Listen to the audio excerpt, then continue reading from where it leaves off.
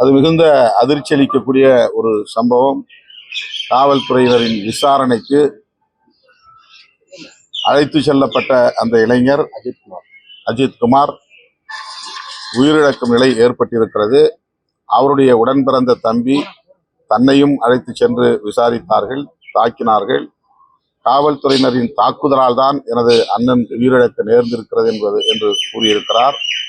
அந்த பகுதியை சார்ந்த பொதுமக்களும் இதற்கு கடுமையான எதிர்ப்பை தெரிவித்திருக்கிறார்கள். அதிகாரிகள், அதாவது சம்பந்தப்பட்டவர்கள் இடைநீக்கம் செய்யப்பட்டிருப்பது சற்று ஆறுதலை அளிக்கிறது.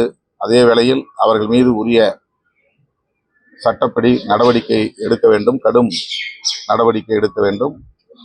புலன் விசாரணையில் இப்படி உயிரிழப்பு நேர்வதை தடுப்பதற்கு தமிழ்நாடு அரசு காவல்துறையினருக்கு உரிய வழிகாட்டுதல்களை தர வேண்டும். எந்த காரணத்தை முன்னிட்டும் கஸ்டோடியல் டெத் என்பது நிகழக்கூடாது. அதை அடுத்தடுத்து சம்பவங்கள் நிகழ்கிற போது நாம் சுட்டிக்காட்டி வருகிறோம். ஆனால் இது தொடர்கதையாக நீடிக்கிறது, கவலை அளிக்கிறது. டயா பூஸ்டர் சுகருடைய ரிமோட் கண்ட்ரோல் இனி உங்க கையில. அனைத்து மருந்து கடைகளிலும் கிடைக்கும். செய்திகளை உடனுக்குடன் தெரிந்து கொள்ள கீழ்கண்ட கேபிள் மற்றும் டிடிஎச் நெட்வொர்க்குகளில் எம்நாடு செய்தி தொலைக்காட்சியை காணுங்கள். பாதகம் செய்பவரை கண்டால் நாம் பயம் கொள்ளலாகாது பாப்பா.